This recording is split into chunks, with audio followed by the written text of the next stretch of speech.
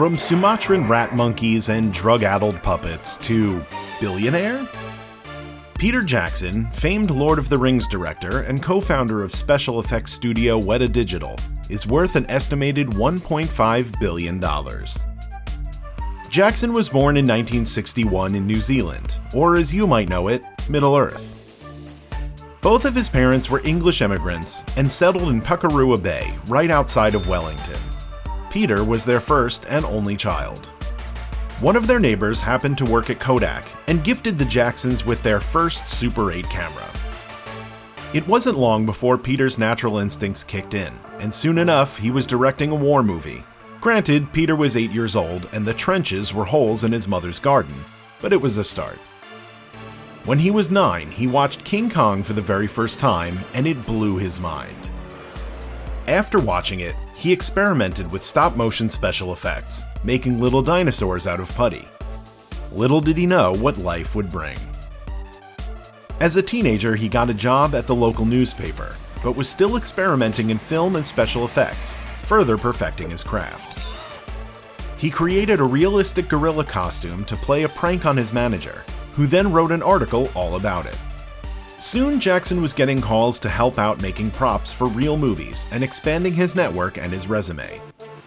Jackson continued in the movie industry and co-founded Weta Digital in 1993 to create visual effects for his film Heavenly Creatures, which featured Kate Winslet in her film debut.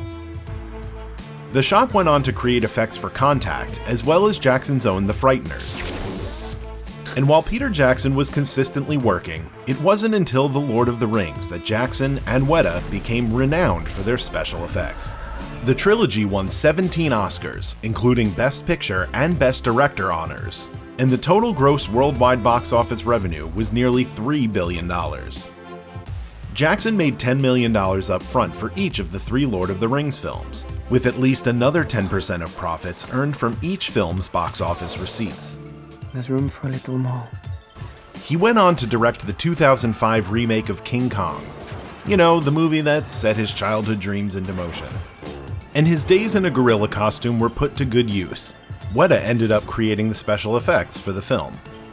And just when it felt like Jackson couldn't top all that, he went on to make the follow-up trio of Hobbit movies, which brought in another $3 billion worldwide at the box office.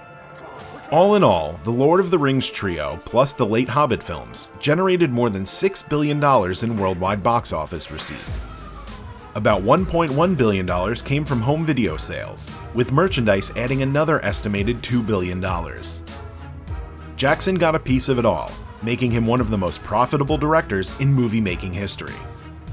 And Weta Digital became known as a bona fide Hollywood powerhouse, churning out effects for hits like Avatar, The Jungle Book, and Shang-Chi and the Legend of the Ten Rings.